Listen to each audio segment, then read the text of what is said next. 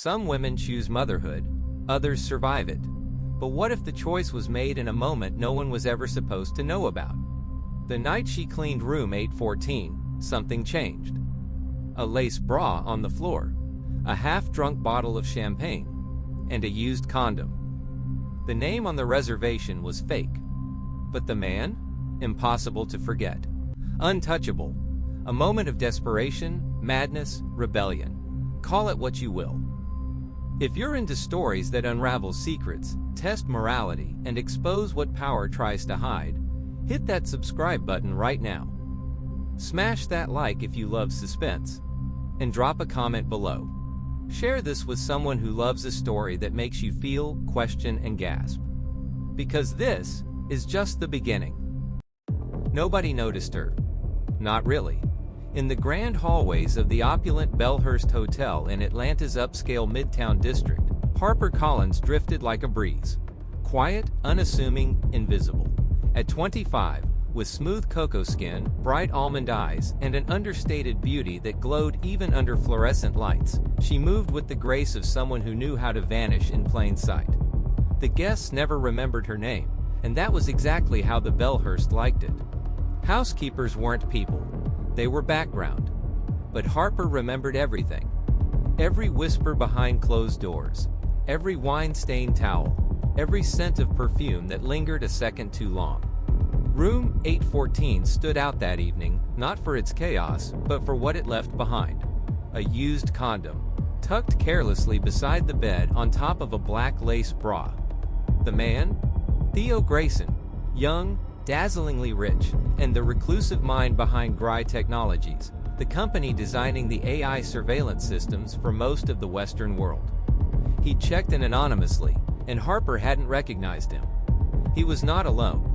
The brunette clinging to him earlier had been a woman Harper had seen on TV once, a social media darling known more for her scandals than her talents.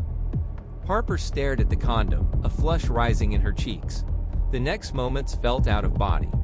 As if she was watching someone else, someone bold, someone tired of being poor, invisible, discarded. Pull on gloves, seal the condom inside a sterile Ziploc bag, and drop it gently in her purse instead of the trash. It was insane, but not impossible. And Harper had spent her whole life being called impossible. "You're pregnant." The doctor's voice was gentle, but the words landed like thunder. Harper sat motionless in the clinic's cold examination room, the hum of the fluorescent light above them buzzing louder with each heartbeat. She already knew. Her body had betrayed her days ago. Waves of nausea, tenderness, a tiredness that ran marrow deep. "Are you keeping it?" the nurse asked, cautious. Harper's hand came to rest over her still flat stomach. The answer wasn't new. It had been there the moment she made the choice. Yes. She didn't flinch.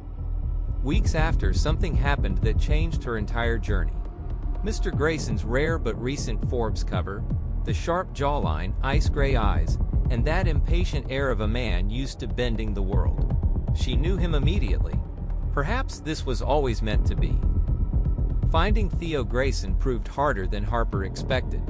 She scoured the internet, found every article, every sighting, every rumor. Sent emails to Gry's headquarters, tried PR departments, filled out corporate contact forms. No response. Her DMs went unanswered. Her letter, sent to his company via certified mail, came back unopened. Weeks passed. Her belly began to swell. She knew where he spent his mornings. Alara, an upscale cafe in Buckhead that served espresso so strong it made your bones vibrate. She took a job there, learned to craft the perfect oat milk ristretto with cardamom dust. It took 3 weeks before he came.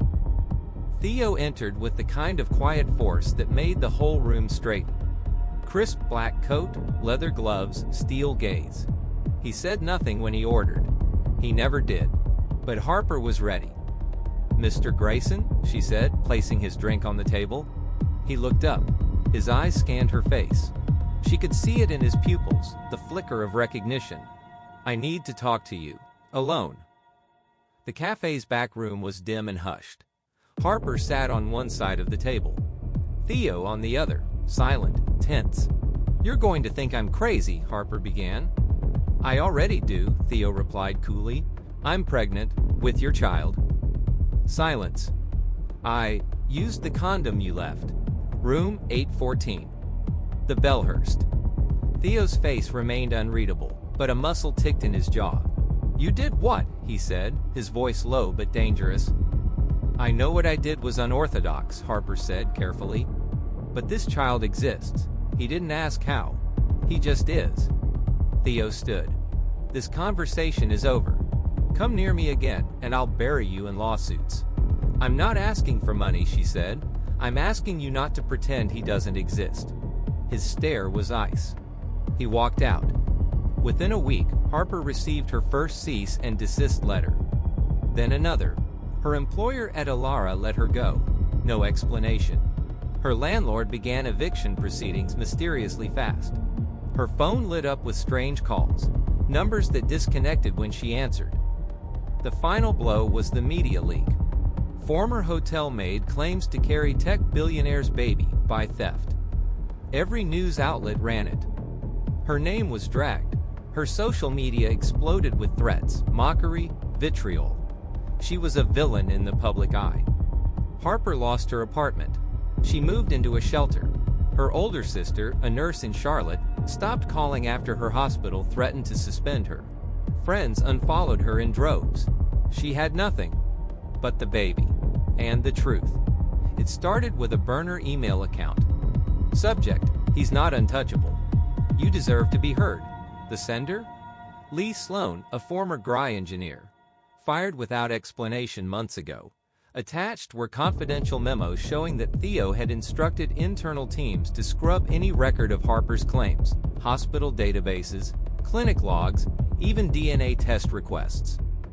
He had weaponized the system to erase the child.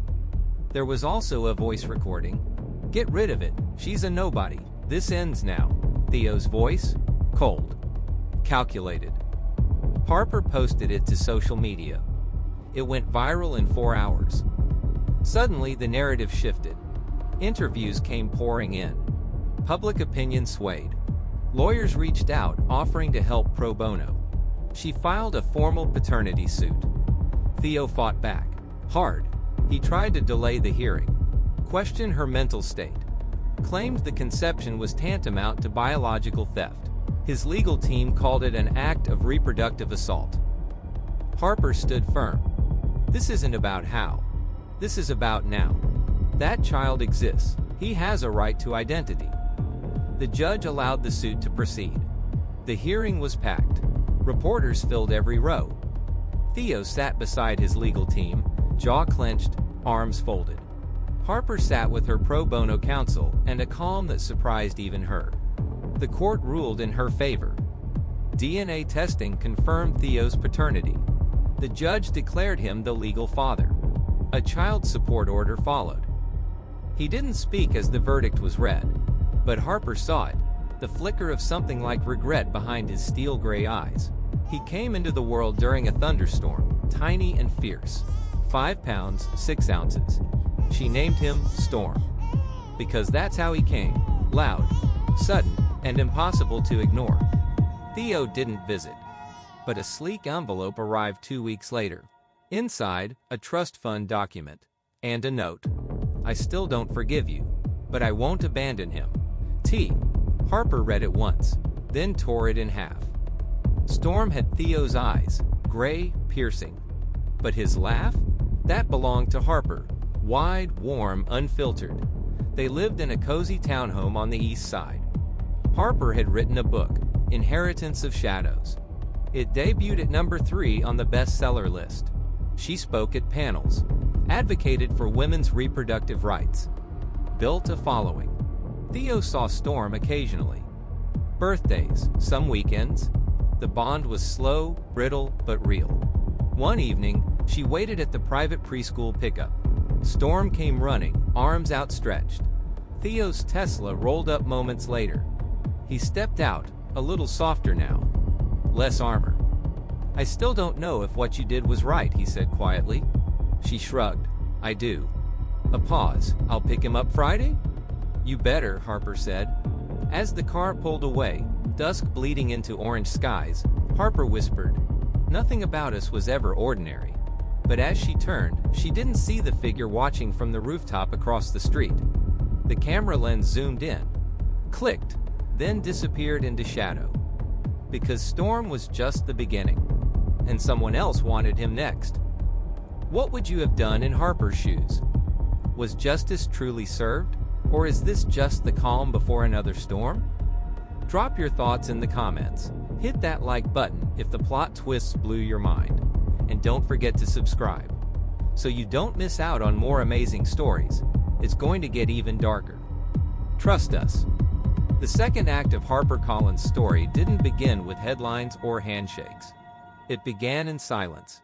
Long nights with Storm nestled to her chest, rain streaking the townhouse windows, and the weight of a future she could barely fathom pressing on her spine. Theo Grayson was legally declared Storm's father, but he was still a ghost. A ghost with resources, eyes, and influence that never slept. Storm had just turned 3. He was brilliant already, with an eerie calmness that made daycare teachers whisper like he could hear their thoughts. He didn't cry often, but when he did, it was sudden, like a switch flipped. Then, as fast as it came, the storm passed. And he'd look at Harper with those eyes. Those eyes, gray, cutting, his father's curse. It was a rainy Tuesday when Harper noticed the first sign. She was coming home from the grocery store, Storm on her hip, keys in her mouth. She reached for the door, and saw it. A scratch on the lock. Tiny. Barely noticeable. But it hadn't been there that morning. Harper froze. She pressed her ear against the door. Silence. Inside, nothing was out of place. Not her manuscript notes scattered on the kitchen counter. Not the stuffed lion Storm left on the sofa. But something in the air felt disturbed. Like someone had entered and left without leaving footprints. She didn't call the cops. What would she say? There was no break-in, nothing missing. But she called Lee Sloan. "I think someone was in my house." "You sure?" Lee's voice was sharp, urgent. "No, but yes. Don't sleep there tonight. I'll come by." Lee arrived an hour later with a small metal suitcase. She didn't knock, just tapped twice on the glass window. "What's that?" Harper asked. "Signal sweeper." Lee moved through the rooms methodically, the device humming. Storm watched from the couch, clutching his lion. "There," Lee said. She pulled a smoke detector from the ceiling, popped it open. Inside was a micro camera. Tiny, military grade. Harper's stomach dropped. "They were watching us." "Not just watching," Lee said. "Listening too. This frequency? It's encrypted. Corporate level. Theo, or someone worse." Harper's instinct screamed. "Storm and I can't stay here." Lee nodded. "I have a place. Off-grid. Upstate. No Wi-Fi, landline only. You'll be safe there while I figure this out." They packed within the hour. The cabin was old, wrapped in pine trees and fog. Storm slept easily that night, exhaustion heavy in his limbs. Harper didn't. The next morning, Lee slid a folder across the breakfast table. "Project Osiris," she said. "Classified." Gry buried it before the board ever saw it. Harper opened the folder. What she saw made her blood turn to ice. Gene splicing. Predictive biometric profiling. Cognitive mapping in utero. They weren't just building surveillance tech, Lee said. They were creating compatibility indexes. Genetic profiles for people who could be enhanced by artificial neuro interfaces. Enhanced? Modified? Improved. Made into living data conduits. Harper's fingers trembled. They tested this? On rats, monkeys, then on embryos. But the data needed a real-world variable, a child born from outside their control. They needed an outlier. Harper looked at the top of the folder. Subject, Storm. Her hands clamped shut. Theo knew. Maybe not at first, Lee said, but he knows now. Outside, wind swept through the trees. Inside, Harper felt the old fear shift into something sharper. Resolve. 2 weeks passed. Harper stayed low. The world moved on. But in hidden corners of the internet, Her name resurfaced. Whispers, conspiracies, screenshots of leaked documents. One night, as Storm slept curled in his sleeping bag, Harper heard the phone ring. Unknown number. She picked up. A voice. Male. Distorted. "You think you've protected him. You haven't." Then silence.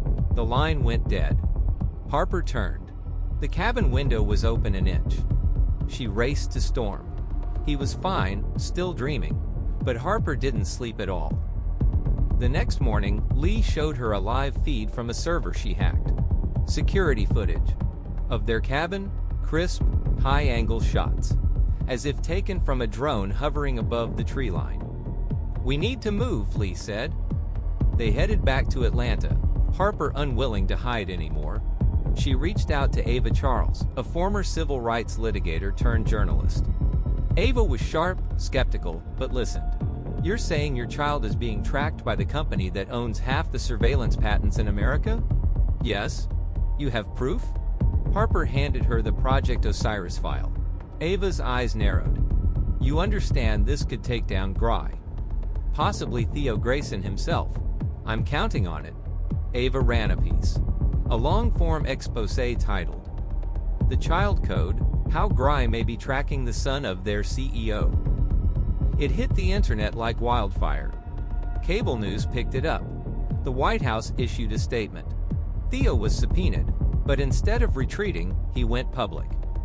"I've made mistakes," he told the press, "but I categorically deny all allegations related to Project Osiris, and I have never authorized surveillance on my son." He stared straight into the camera. "I am fighting for his future, not against it." Harper saw the lie in his eyes. That night, someone broke into Ava's office, smashed her computer, tore up files. But the story was already lived. Too late to bury. Theo showed up at the townhouse unannounced. Storm was at daycare. Harper opened the door slowly. "5 minutes," he said. Harper didn't invite him in. She stepped outside. "You're making things worse for him," Theo said. "No, you did. When you turned him into a project." "I didn't." "You knew, and when you didn't know, you still tried to erase him." Theo looked tired. More human than she'd ever seen him, but still dangerous. "They won't stop," he said. "You've turned this into a war. You think I have control?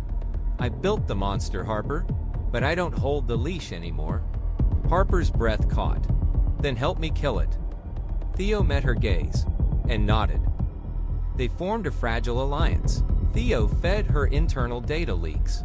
Names, passwords. Harper passed it to Lee.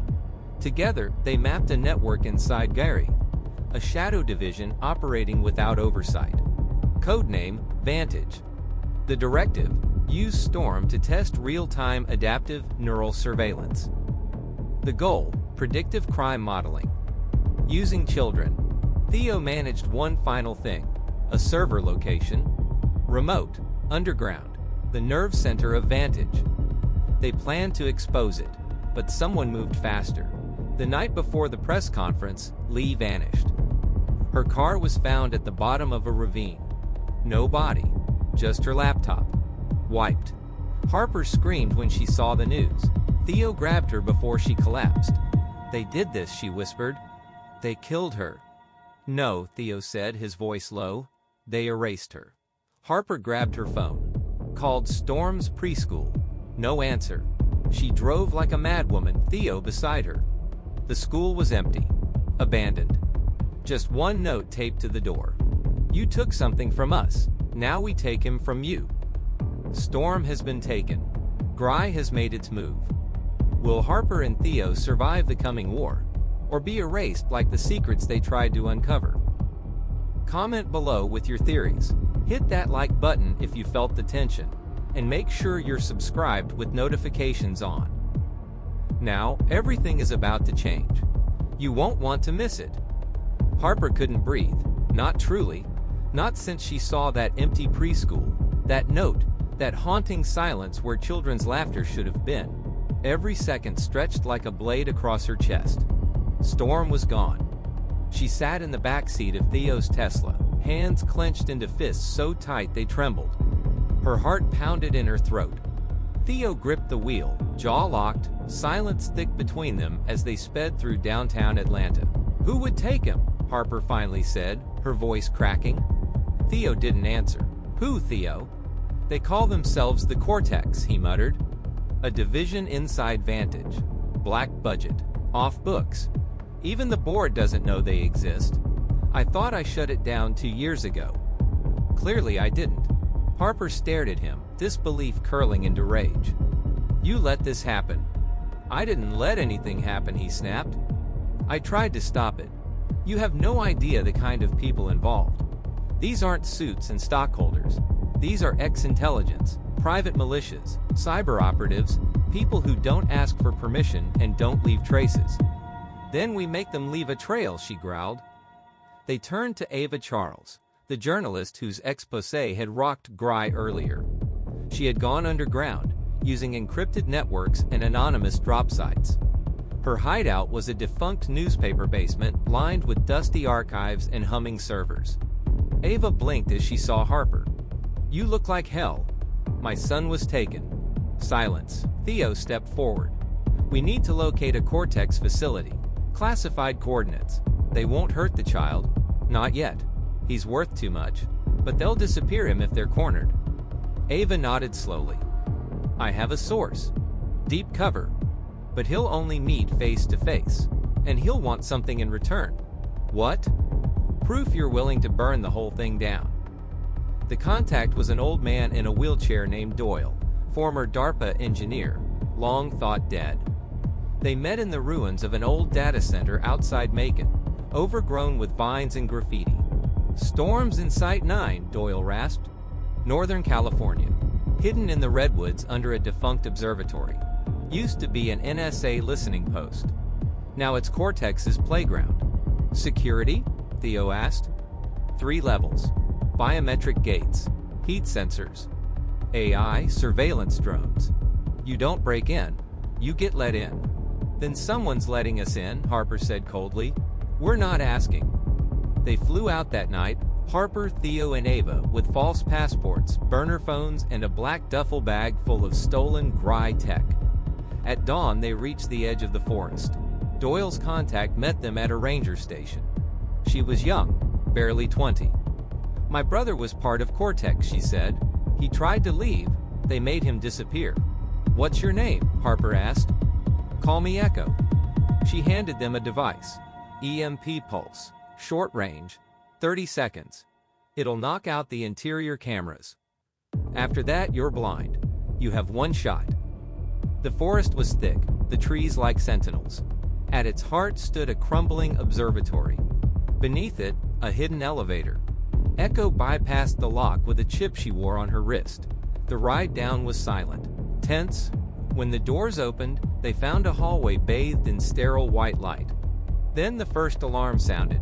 "Go!" Theo yelled. They ran. Doors slammed shut. Automated turrets unfolded from the ceiling. Ava dove to the side, hurling a smoke grenade down the corridor.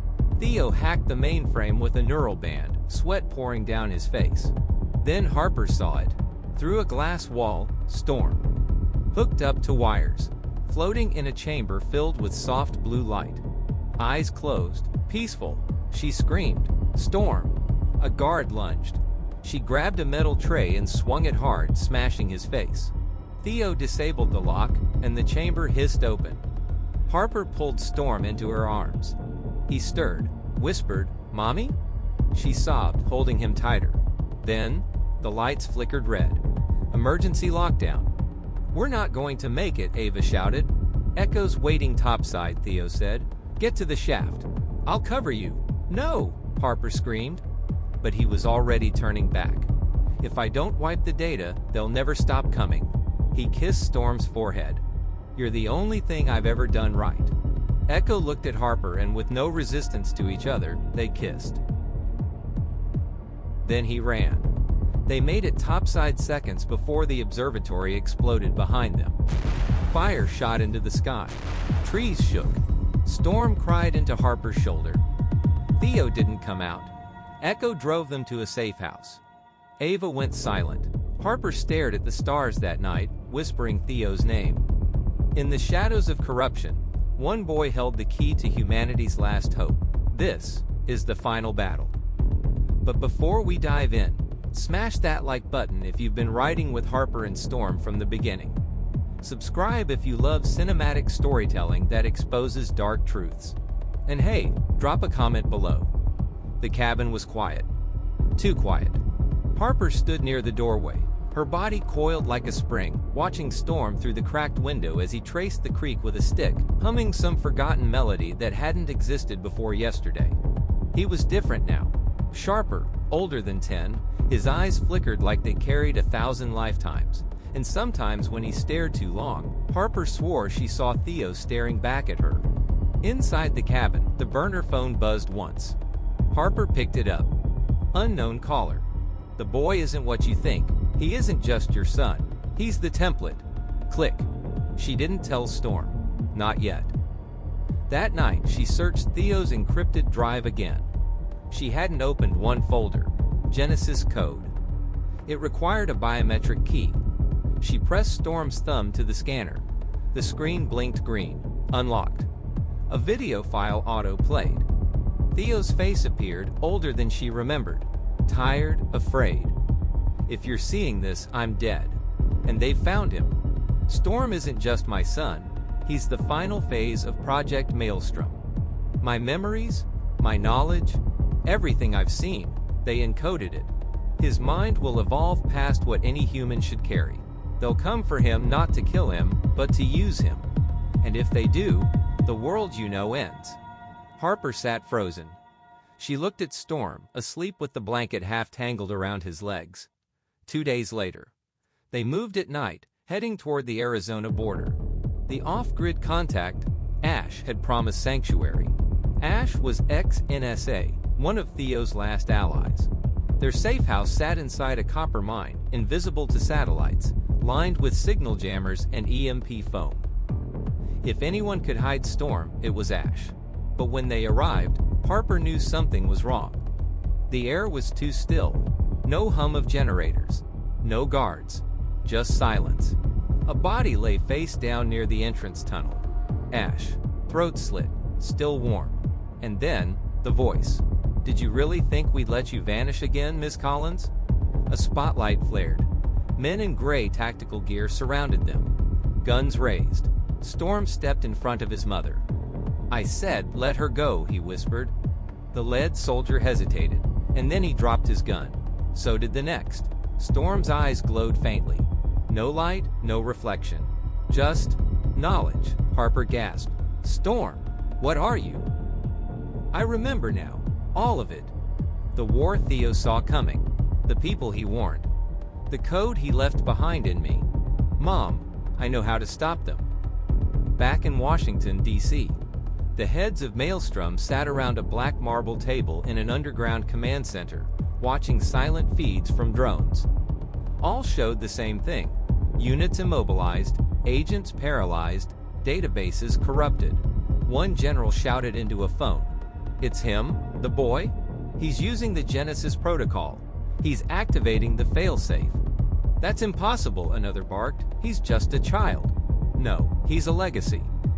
Storm led Harper into the heart of the Echo Tower, Maelstrom's brain, a massive underground AI core hidden beneath a decommissioned military facility in Utah. Every corridor they walked was empty. No guards, no resistance. Storm didn't just remember the layout. He knew it. At the core's interface, a synthetic voice echoed. "Storm Theo Collins. Genetic match confirmed. Authorization. Genesis protocol." Storm stepped forward, placing both hands on the console. "I'm not your weapon," he whispered. "I'm your reckoning." The system lit up red. Firewalls melted. Databanks collapsed in on themselves. Decades of surveillance, blackmail, and mind mapping programs erased in seconds. Harper stood frozen. "You just shut it all down?" Storm nodded. "It's over," he said quietly, "but we're not safe yet." She grabbed him, hugging him tight. "I don't care, we made it." But Storm's face didn't soften. He looked at her, suddenly distant. "There's one last thing, Mom. To make sure they can never restart Maelstrom." A panel slid open behind him. A blinking detonator. "No," Harper cried, but Storm didn't flinch. "It's not for me. It's for the code. I uploaded it into myself. I'm the last copy." Harper's voice cracked. "There has to be another way." He smiled faintly. "There is." He walked to her and placed a small drive in her hand. "Give this to the world. Tell them the truth." He stepped back into the core, the light swallowing him as he whispered, "For Dad. For you. For everyone they erased." And then the tower exploded. 6 months later, a congressional hearing plays on national television. Harper testifies. The world listens. Maelstrom is exposed. Heads roll. Regimes fall. Storm is declared dead. But rumors spread. A child in Senegal with American features speaking 6 languages fluently. A 10-year-old in Taiwan who writes symphonies from dreams. A kid in Brazil predicting earthquakes before they happen. No one can prove it. But Harper knows. Storm lives, somewhere, watching, waiting. And when the world needs him again, he'll remember. What began with a stolen fragment of life, a discarded moment of desperation, became a war against the deepest surveillance state the world had never seen. Harper wanted to protect her son. In the end, Storm protected us all. From a Maid secret to a global reckoning. Sometimes, the most powerful revolutions begin with the people the world overlooks. If this story gripped you, hit that subscribe button right now. We've got even bigger, darker stories coming. Comment below what you think happens next. And if you believe in storytelling that challenges the system, share this with someone who needs to see it. And don't forget, your action helps us keep telling the stories mainstream media won't touch. One more thing, should this be the end of the story?